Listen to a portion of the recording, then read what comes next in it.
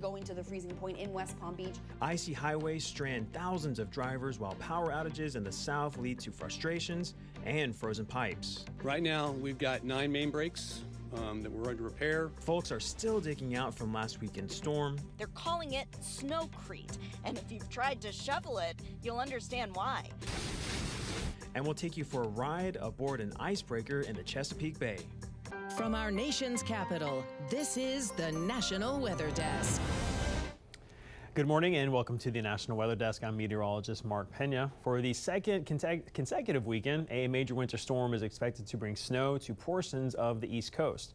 The storm will form off the Carolina coast on Saturday and then move into the mid-Atlantic and New England on Sunday. And while we still don't really know exactly what's going to happen, confidence is building that the Carolinas will see significant snow. Myrtle Beach meteorologist Ed Petrowski is tracking the storm for us this morning.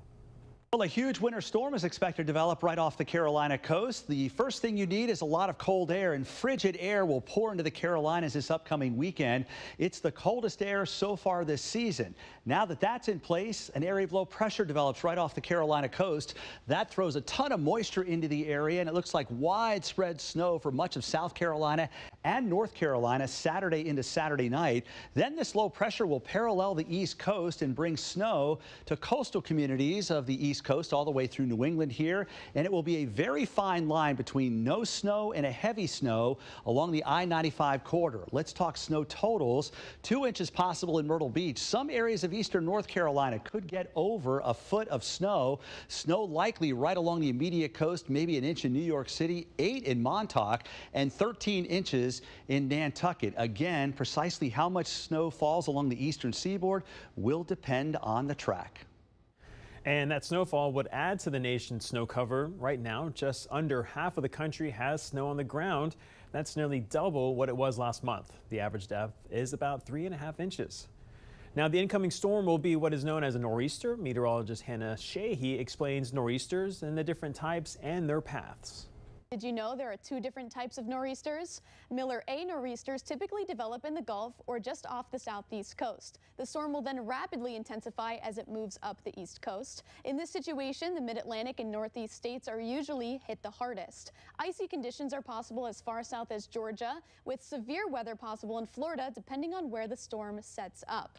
Miller B nor'easters originate over the Midwest, then will move east through the Ohio River Valley. The system will then weaken as it hits the Appalachian Mountains, and another low will form across the mountains and near the coastline. The system will then move offshore and intensify over the warm ocean waters as it turns north. Heavy snow impacts New England and the mid-Atlantic, while ice and sleet can develop across the Tennessee Valley.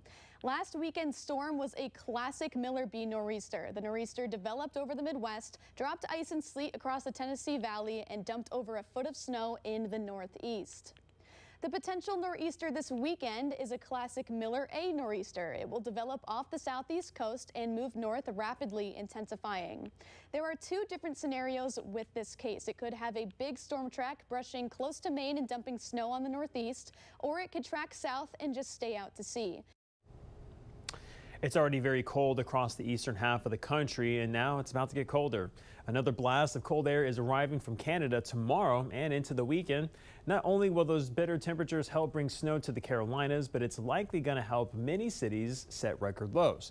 The most extreme example is in Florida. On Monday, Miami and surrounding communities broke all-time record highs. By Sunday morning, those same cities could be at or below freezing. Meteorologist Lauren Oleski has the bone-chilling numbers.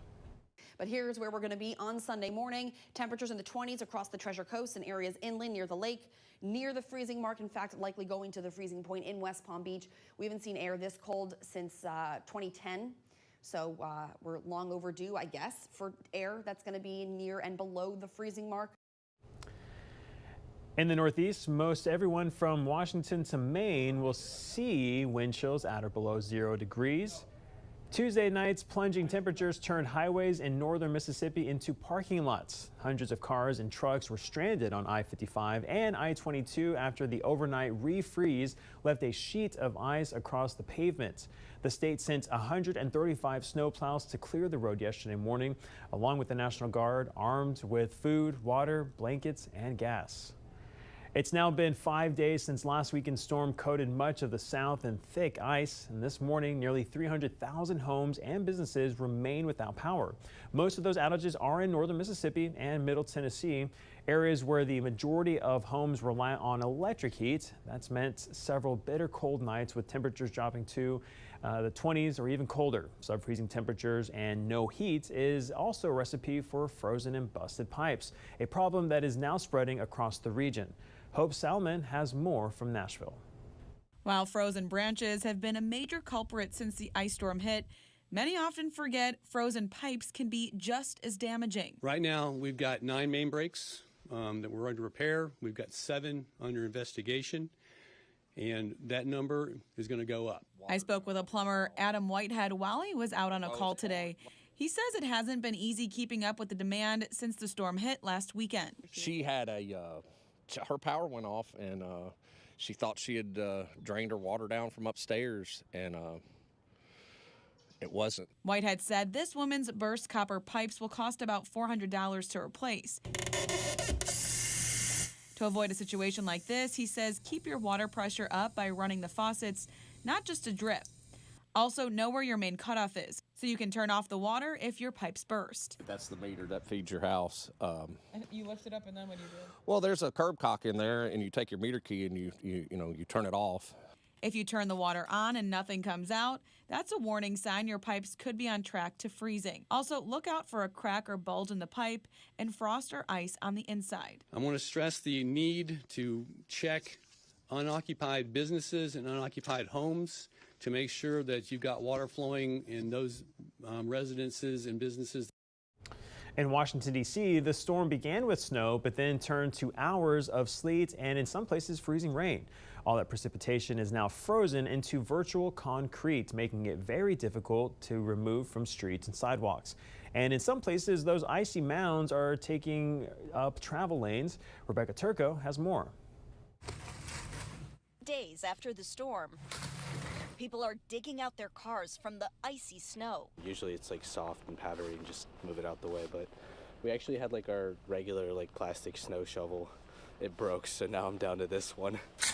Some two-way roads are effectively one-way with the snow piles. Drivers take turns getting through. This car got stuck, so people driving by came to help. Yeah, it's pretty rough, but you know, we all work together as a team. What you said, teamwork makes the dream work? Even the highway is down lanes in spots. And since it's not warm enough to melt all this snow, crews are working to dump it here at the old RFK Stadium parking lot. DDOT says crews will be breaking up and hauling thousands of tons of ice and snow in the coming days. They're calling it snowcrete. And if you've tried to shovel it, you'll understand why.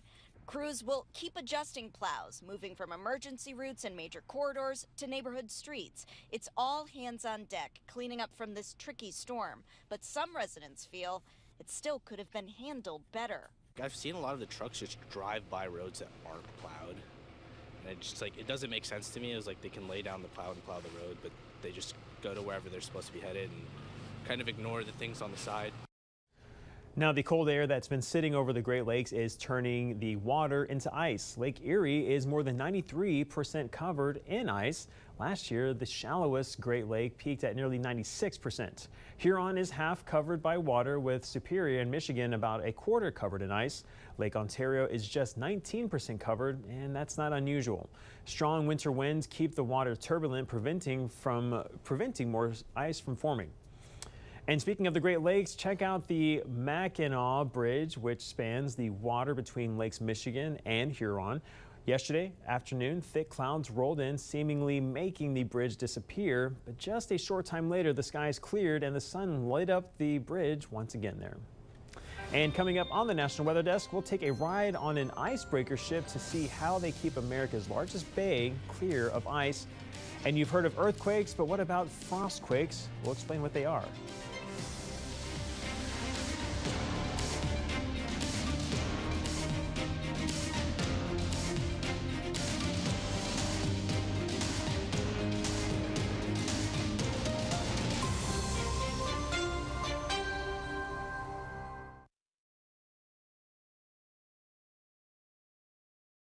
I'm meteorologist Ryan Munn. Let's get a look at the Northeast for the day on Thursday. We are talking partly cloudy skies on average, and there may be some areas of lake effect snow over towards parts of New York. It will be on the cool side for the most part as we head into the day on Friday. A little bit more in the way of clouds across northern New England, more sunshine in southern New England, but it will be another cold day. High temperatures for most areas on Friday only running in the teens. As for today, high temperatures will top out in the 20s for most. We'll see teens for areas inland.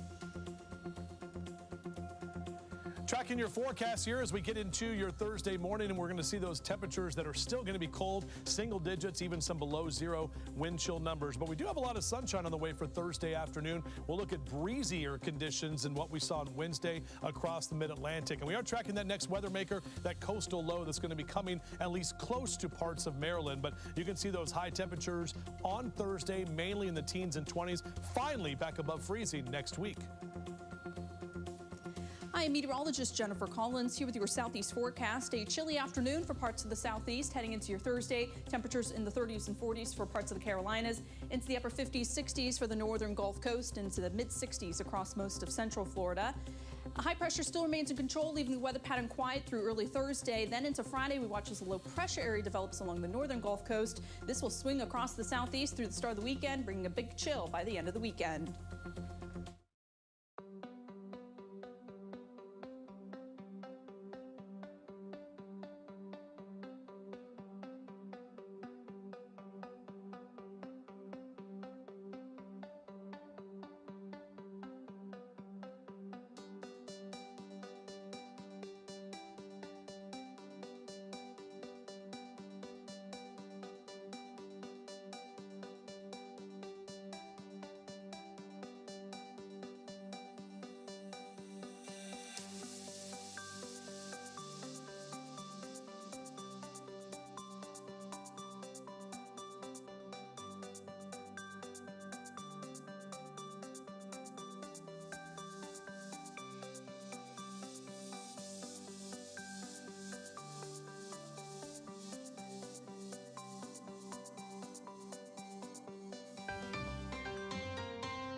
I'm meteorologist Michael Ehrenberg at CBS 12 in West Palm Beach, Florida, and you're watching the National Weather Desk.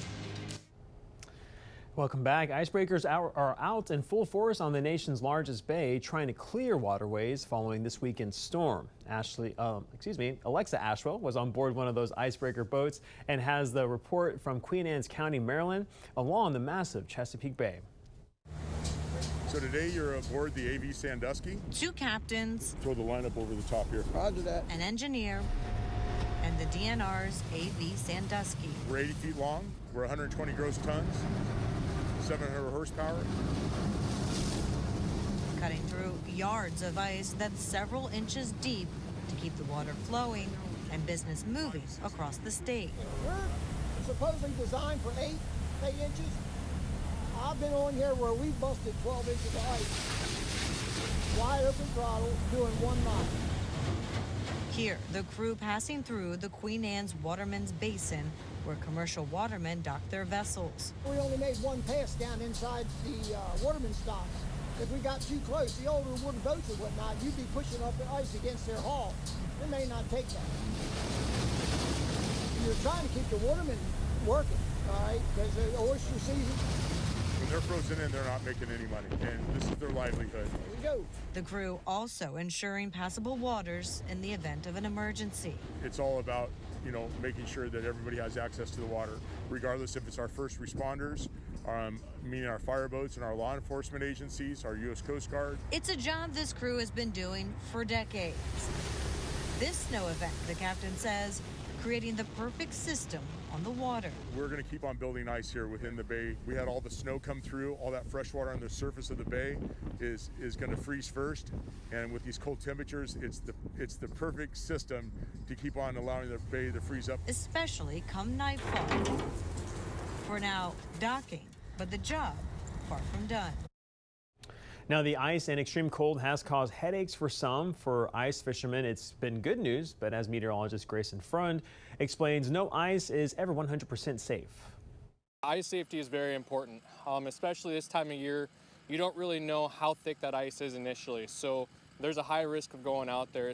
The most important thing to remember is that no ice is 100% safe. Don't trust reports you've heard about ice thickness, as conditions can vary across a body of water. It's better to check the ice yourself. Minimum of 4 inches of clear solid ice, and that's ice that doesn't have snow on top of it, right? That's good for walking and fishing. For snowmobiles and ATVs, you're looking more like 5-7 inches is required. Take multiple measurements in different areas, as air temperatures can significantly affect ice thickness. You need to make sure that we've had below freezing temperatures for a long period of time, because that water is moving underneath that ice. And if you break through that ice and you have current to deal with on top of it, that can be a very, very dangerous thing. Safety officials say that no matter how experienced you are on the ice, having the right gear can make all the difference between a close call and a tragedy. Warm clothing, ice cleats, a life jacket, and throw rope are all important, but the number one item to always have with you? These ice picks. These are readily available for really anybody, and it's really important out there because ice can be slick, and getting out is going to be especially difficult. So using this is going to be number one. If you're going out, remember to always tell someone where you're going, or better yet, bring someone along with you. It could save your life. Extreme cold and ice can lead to something called frostquakes. Meteorologist David Boyd explains what they are. Have you heard a loud boom or cracking noise recently, or felt something kind of like a small earthquake? Well, it might have been a frostquake. It happens when there's a rapid temperature drop and then the groundwater freezes. As the water freezes, it expands. Pressure builds up, then the ground can crack suddenly. After the pressure builds enough, it can release energy as a loud boom or cracking noise that can feel like a small earthquake, but it's actually known as a frostquake. For the National Weather Desk, I'm meteorologist David Boyd. Now, this bone-chilling cold has the potential to cause frostbite, heart problems, and raise your risk of having a stroke. Medical reporter Liz Bonus shares what's happening in the body that makes it so dangerous. Hey there, everybody. Colder temperatures put you at risk for critical health problems, and healthcare providers warn us it doesn't take long for these to set in. Perhaps that's why, if possible, we should take Charlie Sims' advice about being outdoors right now. Don't do it, it's cold. It's super cold, not worth it.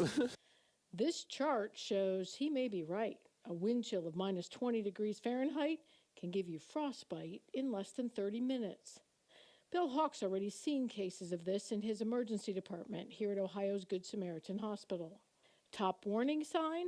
A change in sensation to your hands and feet. That's one of the first symptoms for your body to say, hey, get out. Your fingers get cold, they start to tingle, go numb. That is your body telling you that, you're going to get into trouble. But it's not just frostbite that has healthcare providers concerned right now. Cold makes your arteries constrict. Researchers with the American Heart Association found every time the temperature drops about 2 degrees, your death risk from any cause goes up about 0.5%. That's likely because blood flow decreases, reducing oxygen delivery, raising the risk for heart attack or stroke. You might even feel this if you're shoveling snow. What'd that feel like? Cardio. Good cardio, you burning. Good exercise for this. Bill suggests you pace yourself in the cold. If they're experiencing any soreness in their back, but the biggest thing is chest pain, shortness of breath, they need to stop immediately. Perhaps the best advice, if you can, as the temperatures fall the next few days, comes from Jack Sawyer. Well, I'm staying in the house. Yeah. Staying in the house. I got nowhere to go. Just go to the grocery store and then I'm good, Now, children and older adults, of course, most at risk for these cold-related symptoms. With your health news, I'm Liz Bonus reporting. And if you're in the coldest portions of the country right now and you're hoping for some warmer temperatures, looks like your hope will need some endurance. Meteorologist Emma Kate Cowan gives us a sneak peek of the first few days of February. As we look forward to the month of February and ask what should we expect through the new month, well, we can look at our longer range models. It's kind of hard to give an exact forecast past 7 days, but there are signs that we don't have any major warm up headed our way anytime soon. This is a look at the Climate Prediction Center's temperature outlook for the next 6 to 10 days. So taking us into the month of February pretty much gives us the likelihood of seeing temperatures either below or above average. And you can tell by this blue shade over much of the eastern half of the country, there's a good shot that we see below average temperatures for the first couple days of February. And look at this. Even into the second half of that first week. This is the 8 to 10 day temperature outlook. Still blue shades across the eastern half of the country, hinting at the fact that we could likely stay well below average into the first full week. And time now for a short break, but first we take you to the skies over Garnett, Oklahoma.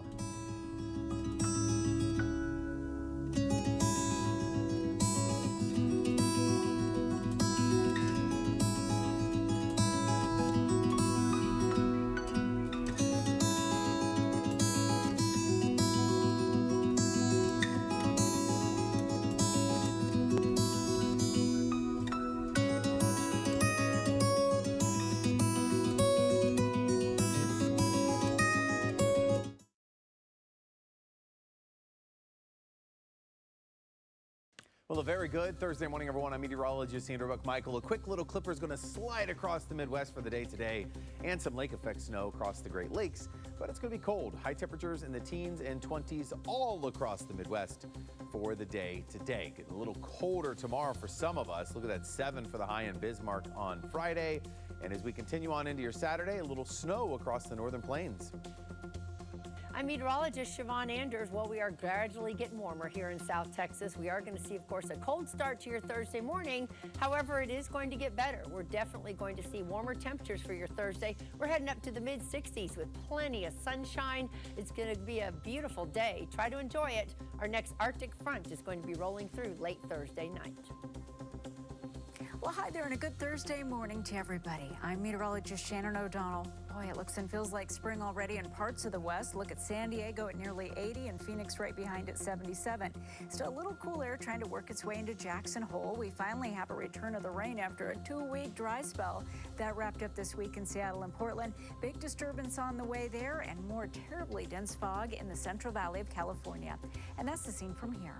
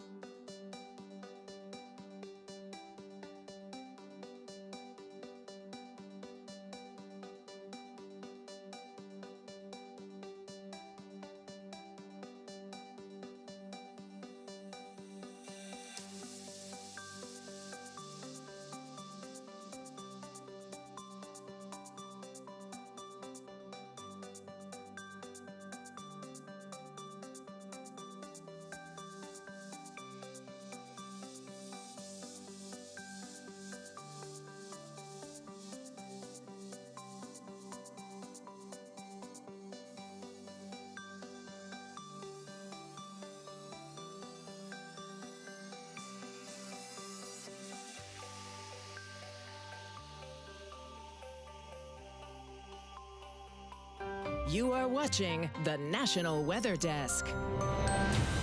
When it's extremely cold, the skies can put on a special show. Meteorologist David Holtzman explains how the cold contributes to pretty sights like sundogs. Sundogs are described as colored bright spots in the sky that are caused by the refraction of light. But what does that mean? Light refracting is just a fancy way of saying that when light enters a semi-clear surface, like a raindrop, glass shard, or ice crystal, it is then split up into its color components. So with that knowledge, why does it not just split up into rainbow colors, like it would in the summer?